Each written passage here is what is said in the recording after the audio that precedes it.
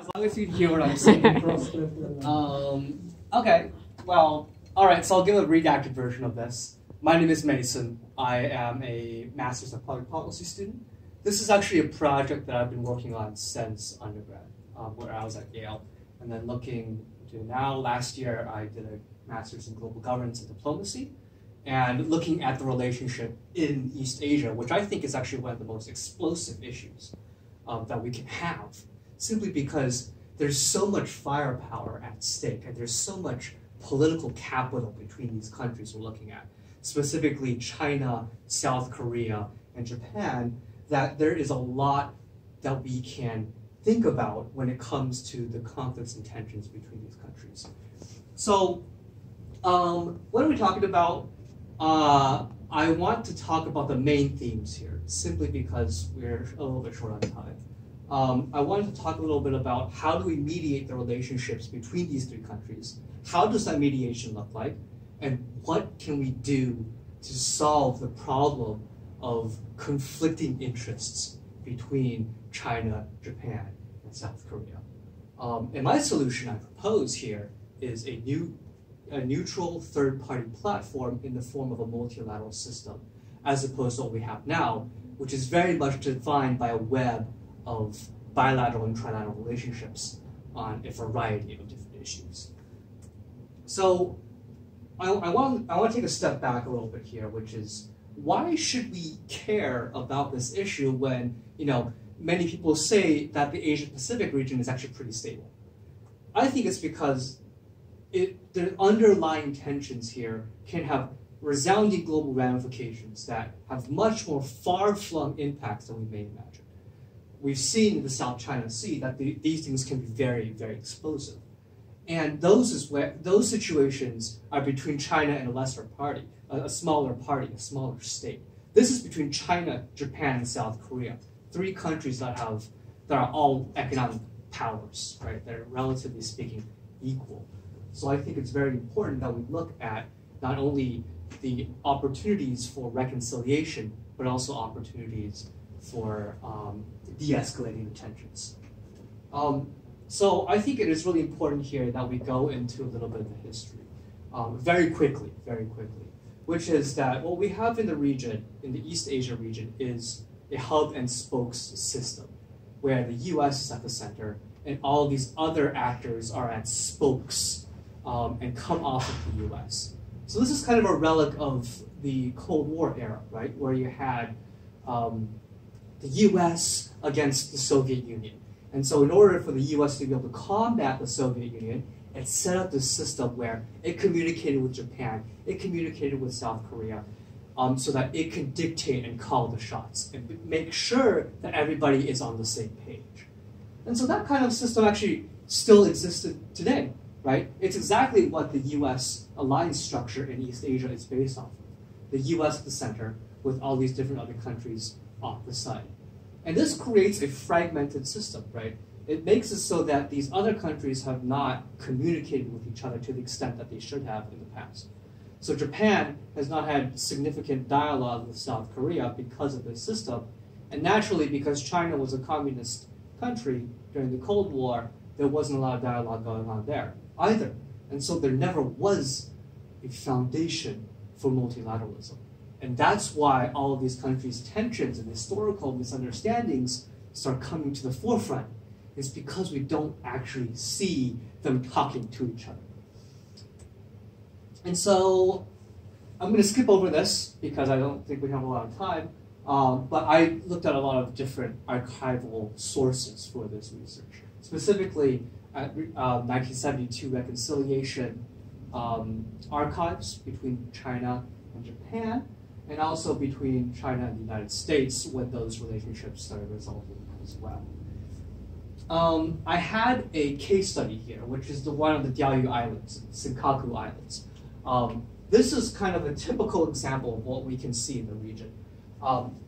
So you see these two overlapping planes of influence, or overlapping planes of claims. These are what we call the exclusive economic zones.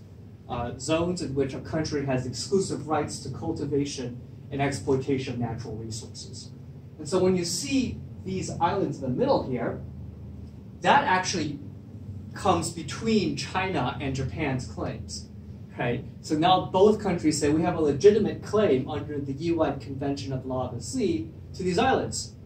What do you do? And these two countries don't talk to each other because there are all of these historical problems, these cultural and nationalistic problems at stake.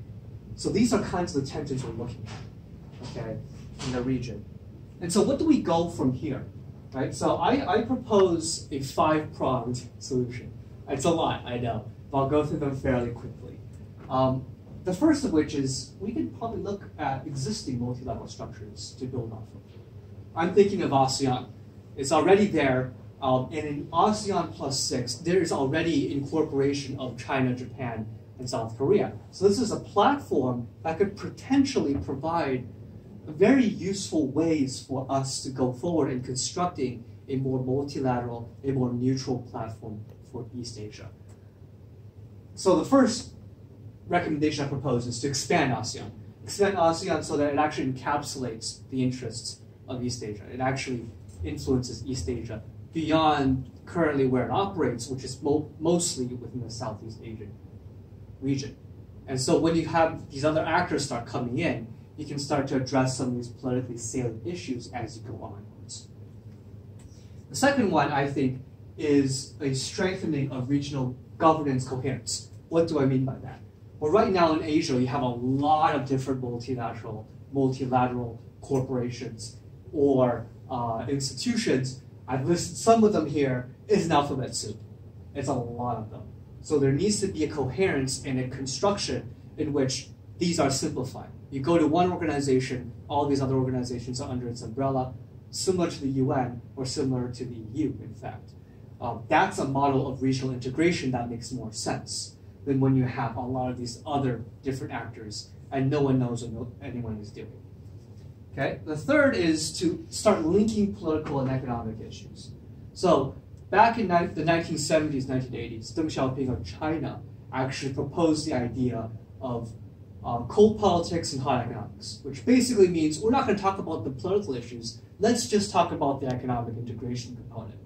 Now that has worked wonders for economic integration in the region, but it's been detrimental to the political development of these different countries. And so now is actually, I think, a time, because there's so much economic dependency, we can start to think about how these political issues can converge. Fourth, and this is probably my most radical proposal, is to actually work towards a region-wide military platform. This is going to take a long time, I realize that. But what we see with NATO and what we see with the direction of the EU is actually it's going in a direction where military precedents and military cooperation can lead to greater cohesion. And the reason for proposing this is because in the security component in this region, actually, you don't see a lot of information sharing. And you don't see a lot of people talking to each other. And this is where you have the Chinese patrol ships and the Japanese patrol ships almost colliding with each other because they're not talking to each other. And so when you have something that's a little bit more top-down, a little bit more sensible and coherent, you can actually start coordinating some of these military efforts to lower the stakes and to lower the possibility of conflict. And the final component I want to propose is to learn the lessons of the EU. And so the EU has, until recently, been a pretty model example of regional integration.